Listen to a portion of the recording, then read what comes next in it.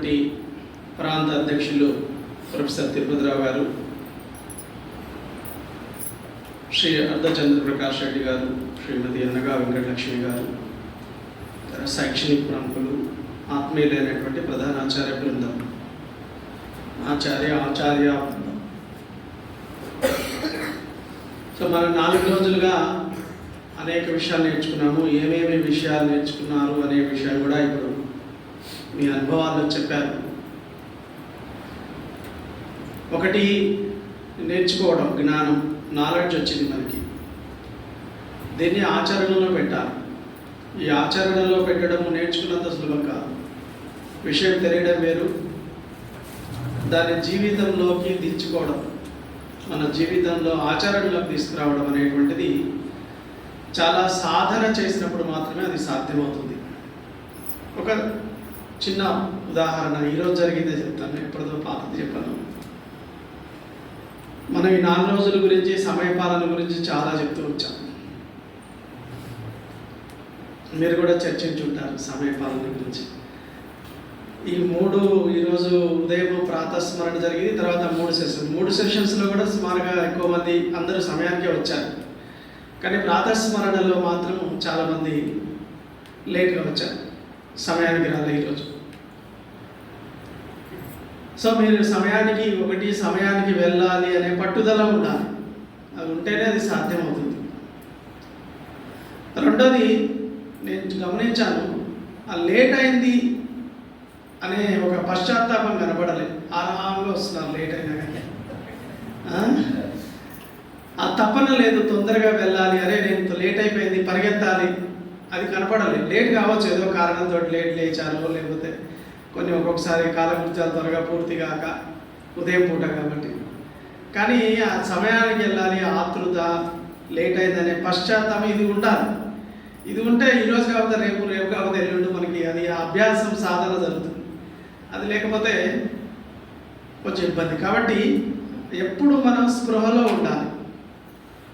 నేను చేస్తున్న పని సరిగ్గా చేస్తున్నానా లేదా అనేటువంటిది, ఇది ఏ విషయమైనా సాధనతోటి. ఫస్ట్ ఈ సంస్కరణ, నేను లోకాన్ని సంస్కరించే బదులు ఫస్ట్ నన్ను నేను సంస్కరించాను. Change begin to me. ఎక్కడి నుంచి బిగిన్ ఫ్రమ్ మీ, మన దగ్గర నుంచే మార్పు అనేటువంటిది మొదలు కాదు. లోకానంతా మార్చడానికి బయలుదేరే ముందు ఫస్ట్ మనల్ని మనం మార్చుకుంటే ఆ తర్వాత లోకం అదే మారుతుంది. మన పని మనం సరిగ్గా చేస్తే లోకం అంతా మార్చడానికి మనమే భగవంతుడు ఉన్నాడు.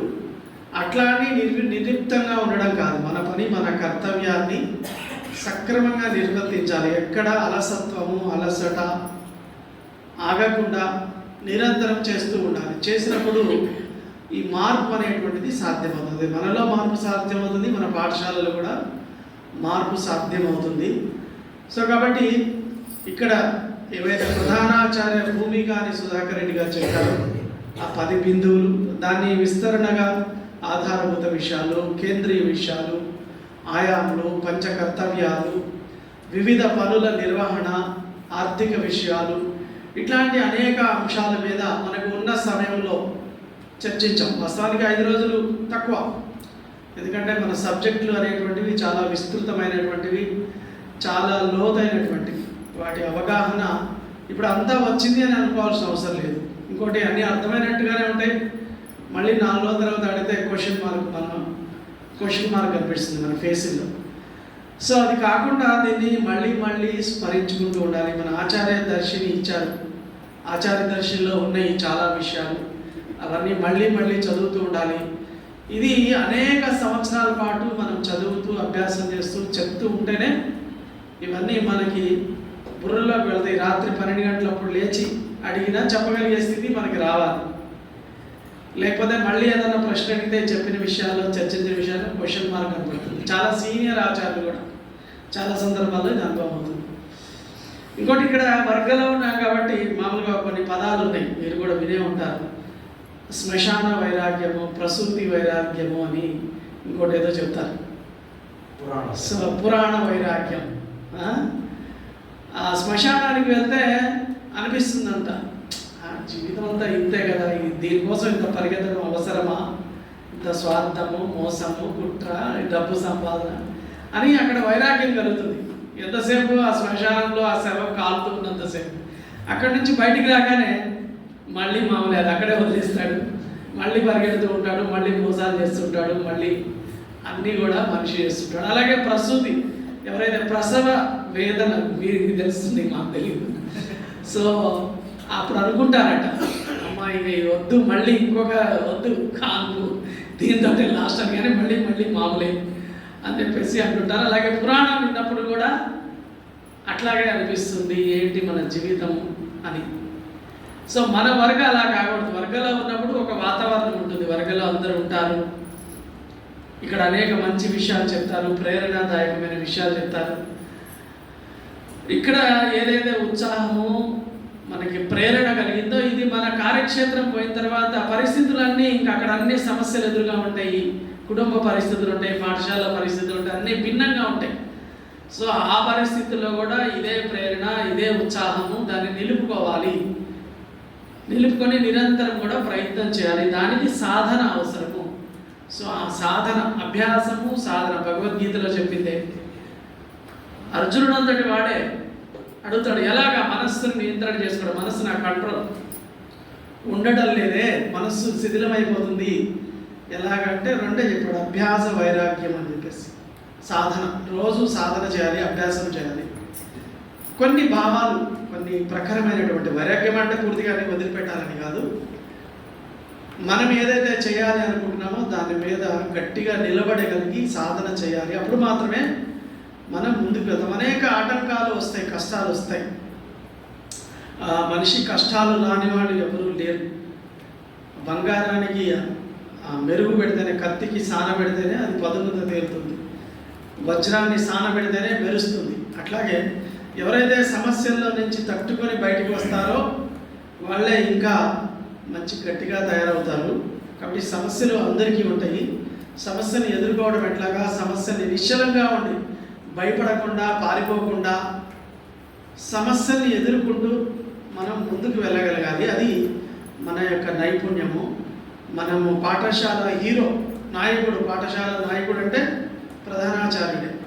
ప్రధానాచార్యుడు బాగా ఉంటే నాయకుడి గురించి కూడా ఆ రోజు సుధాకర్, తిరుపతిరావు గారు చాలా విషయాలు చెప్పారు. సుధాకర్జీ కూడా ఒక ఉదాహరణ చెప్పారు, సింహము, కుక్క నాయకత్వం గురించి. సో నాయకుడు బలంగా ఉన్నట్లయితే మన పాఠశాల కూడా బలంగా ఉంటుంది. మన అనుభవం కూడా అది. ఎక్కడైతే మంచి సమర్థుడైనటువంటి ప్రధానాచార్యుడు ఉన్నాడో ఆ పాఠశాలలు నిరంతరం అభివృద్ధి పదంలో ముందుకు వెళ్తున్నాయి. ఎక్కడైతే నిర్లిప్తంగా, ప్యాసివ్గా ఉన్నారో అవి అక్కడే కొట్టుమిట్టాడుతూ ఉన్నాయి.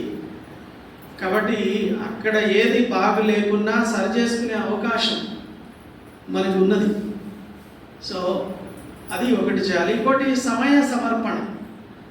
ఇందులో ఒక టాపిక్ ఉంది యాక్చువల్గా సమారంలో, నేను ఇంకా ఆ టాపిక్లోకి వెళ్ళలేదు. అంతకంటే ముఖ్యంగా సమారంలో కొన్ని విషయాల గురించి గుర్తు చేస్తే బాగుంటుందని నేను గుర్తు చేస్తున్నాను. సమయ సమర్పణ. మనం అత్యధిక సమయాన్ని మనం ఇవ్వాలి.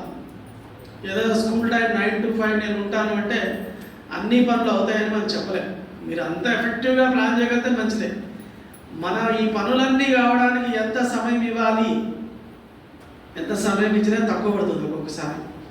మన ఇంకా యోజనా నైపుణ్యం బాగా ఉందనుకోండి, తక్కువ సమయంలో కూడా ఇంకా ఎఫెక్టివ్గా ఎక్కువగా కూడా చేయవచ్చు. ఒకటేమో ఆ యోజనా సామర్థ్యాన్ని, ప్లానింగ్ కెపాసిటీ మనం పెంచుకోవాలి. యోజనా నైపుణ్యాన్ని పెంచుకొని ఎఫెక్టివ్గా వర్క్ డివిజన్ చేసి దాన్ని ఫాలో. ఒకటేమో వర్క్ డివిజన్ చేయడం, హ్యూమన్ రిసోర్స్. ఇప్పుడు మీరు చెప్పగానే అన్ని పనులు అయిపోవు, చెప్పినట్టుగానే అయిపోవు. ఒక్కొక్కసారి ఆయనకి పని చేయడం రాదు, లేకపోతే పని తప్పించుకునే అవకాశం ఉంటుంది. అటువంటి వాళ్ళ చేత కూడా పని చేయించాల్సి అవుతుంది. పని రాని వాళ్ళకి పని నేర్పించాలి, పని తప్పించుకునే వాళ్ళని కూడా తప్పించుకోకుండా పని చేయించాలి. లేకపోతే వ్యక్తినే మార్చుకోవాల్సి వస్తుంది అవసరమైతే, ఎంతకీ సరికాకపోతే. కాబట్టి అన్ని రకాలైనటువంటి వ్యక్తులు ఉంటారు. పని బాగా చేసేవాళ్ళు ఉంటారు, పని తప్పించుకునేవాళ్ళు ఉంటారు, పని రాని వాళ్ళు ఉంటారు, పని తెలియని వాళ్ళు ఉంటారు. ఎందుకంటే ఈ సమాజం నుంచే మనకు వస్తారు. ఆచార్యులు ఆకాశం నుంచి ఏం రావటలేదు. సమాజంలో ఎన్ని గుణాలు ఉన్నాయో, ఎన్ని సద్గుణాలు ఉన్నాయో, ఎన్ని అవగుణాలు ఉన్నాయో అవన్నీ మన పాఠశాలలో కూడా ఉంటాయి. సో అవన్నీ గుర్తించి ఆ వ్యక్తుల్ని సరి అయినటువంటి యోజన చేసి మనము ముందుకు తీసుకుని వెళ్ళాలి. అది మన యొక్క నాయకత్వ పటిమ. మనకు సరైనటువంటి నాయకుడు అంటే సరిగ్గా మనం తీసుకుని వెళ్ళాలి. సో కొన్ని లక్ష్యాలు, మన విద్యాభారతి లక్ష్యం ఉంది, ఆ లక్ష్యం గురించి పనిచేస్తుంటాం. దాంతోపాటు కొన్ని వ్యక్తిగత లక్ష్యాలు పెట్టుకోవాలి. మన పాఠశాల లక్ష్యాలు పెట్టుకోవాలి. నేను ఈ 3 నెలల్లో ఇది సాధించాలి, లేదా ఈ సంవత్సరం ఈ విషయాల మీద ఫోకస్ చేద్దాం, ఈ లోపాలను ఇవన్నీ నేను సరిచేయాలి, లేకపోతే ఇన్ఫ్రాస్ట్రక్చర్ డెవలప్ చేయాలి, ఎడ్యుకేషన్ స్టాండర్డ్స్ పెంచాలి, టీచర్స్ యొక్క స్టాండర్డ్ పెంచాలి. అట్లా కొన్ని టార్గెట్స్ పెట్టుకొని ప్రయత్నం చేయాలి, వాటిని రీచ్ కావాలి.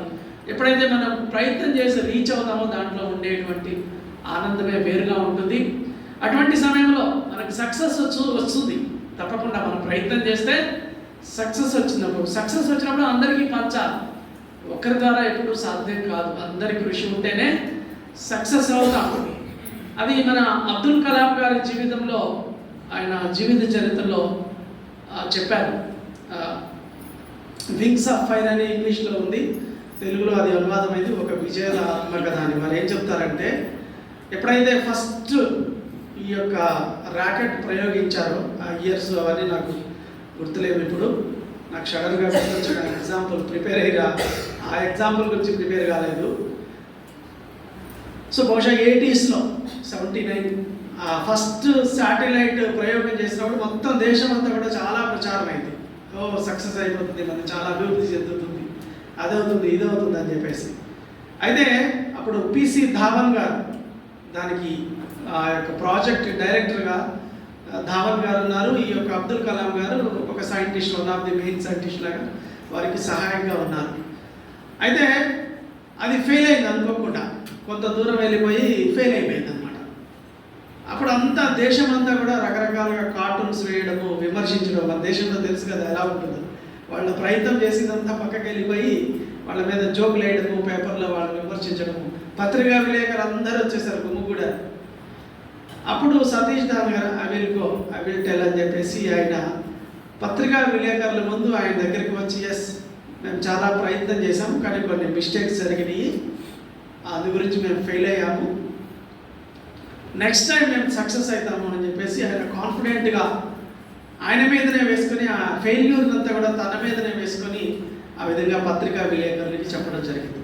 నెక్స్ట్ టైం అలాగే ప్రయత్నం చేశారు. విత్ ఇన్ 2 years లోపల ఆ యొక్క ప్రయోగాన్ని చాలా మంచిగా సక్సెస్ చేశారు. సక్సెస్ చేసిన తర్వాత అప్పుడు దేశం అంతా మళ్ళీ పొగడడం అది చేశారు. అప్పుడు మళ్ళీ పత్రికా విలేకరులు వచ్చారు ఎక్స్పీరియన్స్ని అడగడానికి. జనరల్గా ఈవెన్ క్రికెట్లోనే గెలుస్తారని టీం లీడర్ తోటి మాట్లాడిస్తుంటారు కదా. అప్పుడు ఒకసారి సతీష్ ధావన్ గారు చెప్పారు, నౌ యూ గో, నువ్వెళ్ళి మాట్లాడు, నేను అక్కర్లేదు, సక్సెస్ అయ్యాం కదా అని చెప్పేసి అబ్దుల్ కలాం గారిని పంపించారు. సో అది ఆయన వివరిస్తారు. చూసారా, అపజయం వచ్చినప్పుడు తను స్వీకరించారు, విజయం వచ్చినప్పుడు నన్ను ముందుకు పంపించారు అని చెప్పేసి. ఆ విధంగా సక్సెస్ అయితే నేను చేశాను, ఫెయిల్యూర్ అయితే ఈయన వల్ల అయింది, ఆయన వల్ల అయిందని జనరల్గా అది మానవ నైజం. వాళ్ళు సరిగ్గా చేయలేదు, వీళ్ళు సరిగ్గా చేయలేదు. సో ఫెయిల్యూర్ని మనం స్వీకరించగలగాలి, సక్సెస్ని అందరికి పంచగలగాలి. లీడర్షిప్ క్వాలిటీస్లో అది కూడా ఒకటి చాలా ముఖ్యమైనటువంటి క్వాలిటీ. అది మనం చూసుకున్నప్పుడు మంచి టీంని మనం నడుపుకోగలుగుతాము. కాబట్టి జయాపజయాలు సహజం, ఎవరి జీవితంలో ఒక్కొక్కసారి జయం కలుగుతుంది, విజయం వస్తుంది, చాలా పొంగిపోకూడదు, ఇక నాకంటే మించినోటి లేడని. అలాగే అపజయం కూడా కలుగుతుంది. అపజయం అయినప్పుడు కుంగిపోకూడదు, అయ్యో ఇంకేమైపోతుంది. ఇక ఎంతటి జయంలో అయినా స్థిరంగా ఉండాలి, ఎంతటి అపజయంలో కూడా స్థిరంగా ఉండాలి. అట్లా స్థిరంగా ఉన్నప్పుడే మనం చక్కగా ముందుకు తీసుకొని వెళ్ళగలుగుతాము ఈ యొక్క సిస్టమ్ని, స్కూల్ని. సో ఆ విధంగా చేస్తూ మనం ఇంకా ఈరోజు టాపిక్లోకి వస్తే, సమాజ బోధ మన విద్యార్థులకి నేర్పాలి, మనకి కలగాలి, మన విద్యార్థులకు నేర్పాల్సినటువంటి అనేక విషయాలు వచ్చినాయి చర్చకి. 4 విషయాల గురించి మన పెద్దలు చెప్పారు. అందులో సమాజ బోధ, రెండోది దేశ బోధ, మూడోది సంస్కృతి బోధ, బోధ చతుష్టయం అంటారు, నాలుగోది ఆధ్యాత్మిక బోధ. ఈ 4 విషయాలు మన విద్యార్థులు, మన ఆచార్యులు, మన స్టేక్ హోల్డర్స్, మన పాఠశాల పరివారం, పాఠశాల కుటుంబం అంటారు, వీళ్ళందరి లోపల కూడా ఈ అవగాహన కలిగించాలి. మొట్టమొదటి సమాజ బోధ అంటే ఏంటి, మన సమాజం ఏంటి, మన సమాజం యొక్క గొప్పతనం ఏంటి, మన సమాజం యొక్క వివిధత్వం ఏంటి. ఇక్కడ అనేక కులాలు ఉన్నాయి, అనేక మతాలు ఉన్నాయి, అనేక వర్ణాలు ఉన్నాయి, అయితే ఇందులో అనేక గొప్ప గొప్ప మహాపురుషులు జన్మించారు. మన ఏకాంత స్తోత్రంలో ప్రతిరోజు స్మరణ చేస్తుంటాం. శ్రీరాముడు దగ్గర నుంచి సుమారుగా 108 మంది పైగా మహాపురుషులు, ఆ లవకుశుడు, ఆ శ్రీరాముడు, ధర్మరాజు, ఇటువంటి వాళ్ళందరూ కూడా ఋషులకు సంబంధించినటువంటి వాళ్ళు, వాల్మీకి, వ్యాసుడు, కవులకు సంబంధించినటువంటి వాళ్ళు, శిల్పకారులు, దేశ స్వాతంత్రం గురించి రాజులు, చక్రవర్తులు, ఇటువంటి వాళ్ళందరినీ కూడా మనము స్మరిస్తూ ఉంటాము. వీటన్నిటి గురించినటువంటి అవగాహన మన వాళ్ళకి కలవాలి. మన దేశంలో అనేక రాష్ట్రాలు ఉన్నాయి.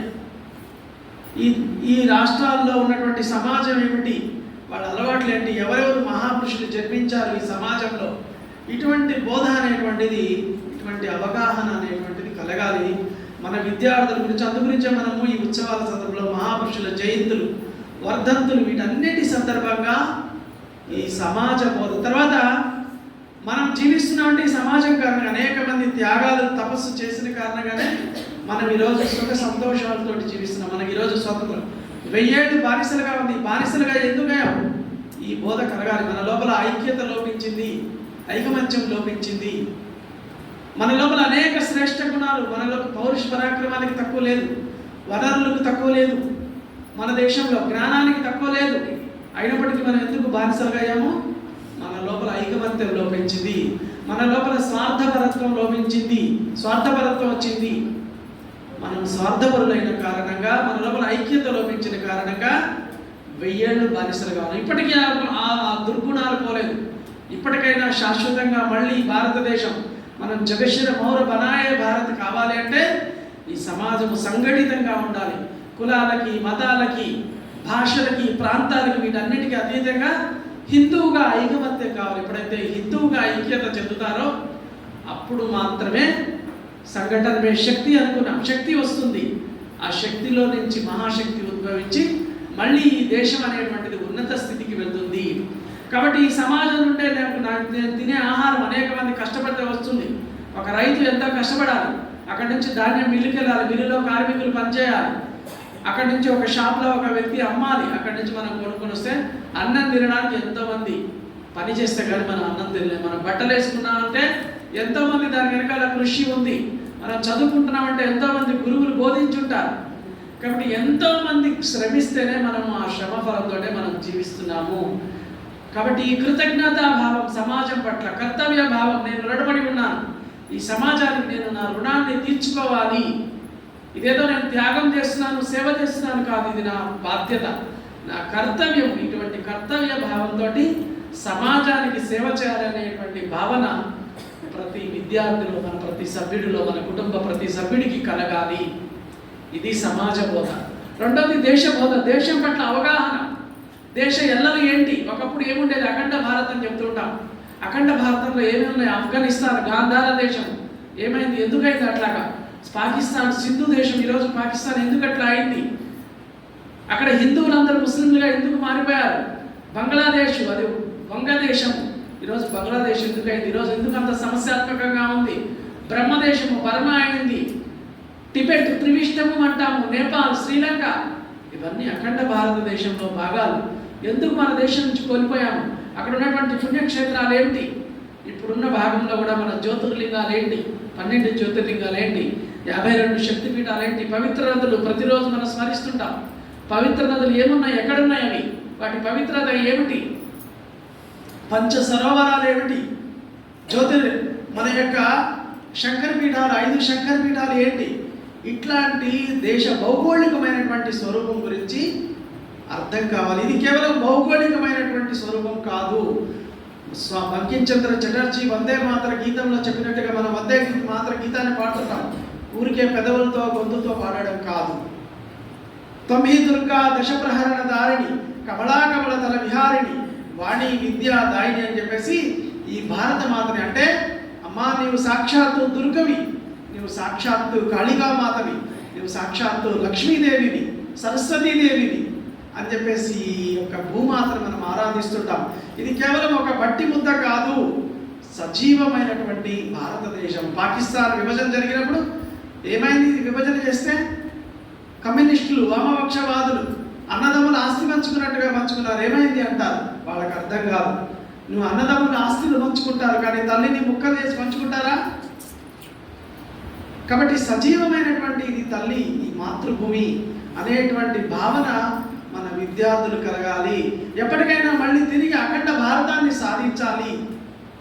ఇదే ఈ యొక్క దేశబోధ. ఈ దేశబోధ మన సభ్యులు, మన విద్యార్థులు, మన మిగిలిన సభ్యులందరికీ కలగాలి.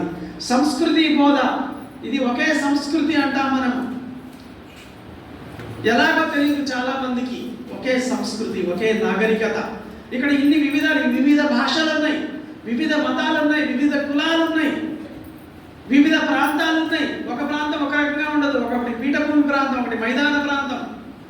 ఇది ఎలా ఏకత్వం అవుతుంది అంటారు. మనం చెప్పాల్సింది, మనకు తెలియాల్సింది ఏంటంటే అనేక వైవిధ్యాలు ఉన్నాయి, అనేక భిన్నత్వంలో ఏకత్వం అంటాం. మనం రాముడు ఒక్కడే, రాముడిని అందరూ పూజిస్తారు. తెలుగులో రాముడు అంటాము, తమిళనాడులో రామన్ అంటారు, కేరళలో రామ పిళ్ళై అంటారు, కర్ణాటకలో రామప్ప అంటారు, పంజాబ్లో రామ్ సింగ్ అంటారు, ఇంకొకరు రామ్ అంటారు. అన్ని చోట్ల ఉన్నాడు రాముడు. రాముడి మనల్ని కలుపుతాడు. రాముడు ఉత్తరం నుంచి దక్షిణం వరకు పాదయాత్ర చేశాడు, ఉత్తర దక్షిణాన్ని కలిపాడు. కాబట్టి రాముడు మా యొక్క శ్రద్ధా కేంద్రం. కృష్ణుడు తూర్పు పడమరలను కలిపాడు. కృష్ణుడు అన్ని చోట్ల ఉన్నాడు. కృష్ణుడు లేని ప్రదేశం ఉన్నదా? హనుమంతుడి మందిరం లేని గ్రామం ఉన్నదా భారతదేశంలో? ఈవెన్ మన దేశం నుంచి విడిపోయిన భూభాగాల్లో కూడా దేవాలయాలు ఉన్నాయి, శిథిలావస్థలో ఇప్పటికీ. శక్తిపీఠాలు ఉన్నాయి, 52 శక్తిపీఠాల్లో ఈ అన్ని భూభాగాల్లో కూడా ఉన్నాయి. కాబట్టి 52 శక్తిపీఠాలు ఆరాధించడము, లేకపోతే జ్యోతిర్లింగాలు కానీ ఇవన్నీ కూడా భారతదేశం ఏకత్వాన్ని చూపిస్తుంది. వేషధారణ, చీరకట్టు, మొత్తం భారతదేశం అంతా ఉంది చీరకట్టు. చీరకట్టులో ఏకాత్మత ఉన్నది. మనం వాడే పదజాలం ఎంగిలి. ఈ ఎంగిలి పాశ్చాత్యులకు తెలియదు. ఎంగిలి చాలా సులభంగా తింటారు. ఒక ఉదాహరణ చెప్తుంటారు మన పెద్దవాళ్ళు. ఎక్కడ దుబాయ్కో వేరే దేశాలకు వెళ్ళి ఏదో రెస్టారెంట్లో, హోటల్లో కొన్ని డిష్లు ఆర్డర్ ఇస్తే డిష్లు తెచ్చారు. డిష్లు తెస్తే నాకు ఒక స్పూన్ కావాలన్నారు. అక్కడ వెయిటర్ సర్వ్ చేసామా, అక్కడ స్పూన్ తీసి దాన్ని ఇలా నాకు తీసుకొచ్చి ఇచ్చింది. అది చూసి నాకు చింతెత్తిపోయింది. అంటే వాడికి తెలియదు ఎంగిలి అంటే ఏంటో, ఒకటి నోట్లో ఒకటి అవన్నీ తింటారు, కానీ ఎంగిలి అంటారు మన దగ్గర, ఎంచిలి అంటారు, జూట్ అంటారు హిందీలో. ప్రతి భాషలో ఎంగిలి శబ్దం ఉన్నది భారతదేశంలో. ఇది మన ఏకాత్మతను చూపిస్తుంది. పంచకట్టు, రైతులు, భారతదేశంలో రైతులు ఏ ప్రాంతంలో ఉన్నా వాళ్ళు పంచకట్టు కడతారు. తలబాగా, భారతదేశం అన్ని ప్రాంతాల్లో తలబాగా చుడతారు. తులసీమాత అందరూ పూజిస్తారు, గోమాత అందరూ పూజిస్తారు. తులసీమాత, గంగామాత, గోమాత, గీతామాత, ఇట్లాంటి మనని ఒకే సంస్కృతి. కుటుంబ వ్యవస్థ ప్రపంచంలో ఎక్కడ లేదు, భారతదేశం అంతటా కుటుంబ వ్యవస్థ ఉంది. తల్లి, తండ్రి, నాన్నమ్మ, తాతయ్య, చిన్నమ్మ, పెద్దమ్మ, చిన్నాన్న, పెదనాన్న, మామయ్య, అత్తమ్మ, ఇట్లాంటి ఒక అద్భుతమైనటువంటి కుటుంబ వ్యవస్థ. దీని మీద, మన సంస్కృతి మీద దాడి జరుగుతుంది. సో ఇది మనం గట్టిగా చెప్పగలగాలి ఇప్పుడు మనకి అవగాహన ఉన్నట్లు. కాబట్టి అనేక విషయాలు ఉన్నాయి దీంట్లో. సంస్కృతి బోధ, ఆ తర్వాత చివరిగా ఆధ్యాత్మిక బోధ. ఈ ఆధ్యాత్మిక బోధ కూడా కలగాలి. నాలోను, నీలోను, పక్కవారిలోను, అందరిలో ఒకే ఆత్మ ఉన్నది, అదే భగవంతుడి స్వరూపము. నమస్కరిస్తున్నానంటే నీలో ఉన్న భగవంతుడికి నమస్కరిస్తున్నాను. సో ఎప్పుడైతే అందరిలో, నీలో ఉన్న ఆత్మనే అందరిలో ఉన్నది అని అనుకున్నప్పుడు ఈ అత్యాచారాలు జరుగుతాయా? ఈ హత్యలు జరుగుతాయా? ఈ మోసము, లంచగొండితనము, దగ ఇవి జరుగుతాయా? నేను సేవ చేయాలి. ఎవరైతే దీనులు, దరిద్ర, స్వామి వివేకానందులు చెప్పారు, దరిద్ర దేవో భవ, దరిద్ర నారాయణో భవ, దీనులు, దుఃఖితులు, నిరుపేదలైన మన బంధువుల్ని ఆదుకోవాలని మనం ప్రార్థనలో చెప్తున్నాం. కాబట్టి అందరిలో భగవంతుడు, ఆ దీనుల్లో ఉన్నటువంటి, దరిద్రుల్లో ఉన్నటువంటి భగవంతుడికి నేను సేవ చేయాలి, అది నా బాధ్యత, నా కర్తవ్యము అనేటువంటి భావన మన విద్యార్థులకు కలిగించాలి. అది ఆధ్యాత్మికమైనటువంటి సాధన ద్వారానే. కృష్ణార్పణమస్తు అంటాం. ఇది ఏది చేసినా నాదే, నా గొప్పతనం కాదు, భగవంతుడికే సమర్పణము. అపజయం కలిగితే కర్మఫల సిద్ధాంతం మనం నమ్ముతాం. ఈ కర్మ కారణంగానే ఏదో ఇలా జరుగుతుంది నాకు, కాబట్టి నేను మళ్ళీ సరి చేసుకుంటాను అని చెప్పేసి ఆ విధంగా భగవంతుడి మీద నమ్మకంతో, భగవంతుడి మీద విశ్వాసంతో, ఎవరు చుట్టలేదు కదా అనే తప్పు చేయడం కాదు. సీసీ కెమెరాలు కూడా చూడలేదేమో, ఎవరు చూసినా చూడకున్నా ఒకడున్నాడు చూసేవాడు, భగవంతుడు. అతను ఎప్పుడు నిరంతరం అన్ని అవస్థల్లో, 3 అవస్థల్లో, సుప్త సుషుమ్న సమాధి అవస్థలు అన్నిటిలో కూడా ఆయన చూస్తూ ఉంటాడు, భగవంతుడు చూస్తూ ఉంటాడు.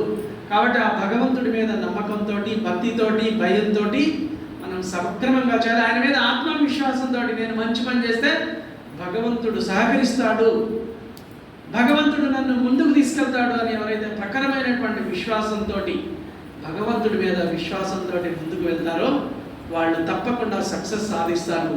కాబట్టి ఈ విధంగా ఇటువంటి సమాజ బోధ, దేశబోధ, సంస్కృతి బోధ, ఆధ్యాత్మిక బోధని మనలో కలిగించుకుంది, మన విద్యార్థులకి కలిగించాలి. ఈ విధంగా చేస్తూ మన విద్యాలయాలన్నిటినీ మన విద్యార్థుల్ని ముందుకు తీసుకొని వెళ్తూ మళ్ళీ మన దేశాన్ని పరమ వైభవ స్థితికి జగశిర మౌర బనాయే భారత్ అని ఏదైతే మనం ప్రార్థన చెప్తున్నామో దాన్ని సాకారం చేసుకుంటామని కోరుకుంటూ ముగిస్తున్నాం.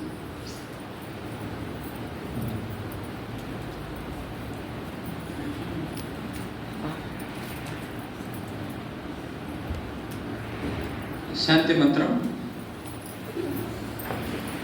సర్వే భవంతు సుఖినః, సర్వే భవంతు సుఖినః, సర్వే సంతు నిరామయాః, సర్వే భద్రాణి పశ్యంతు, మా కశ్చిద్ దుఃఖభాగ్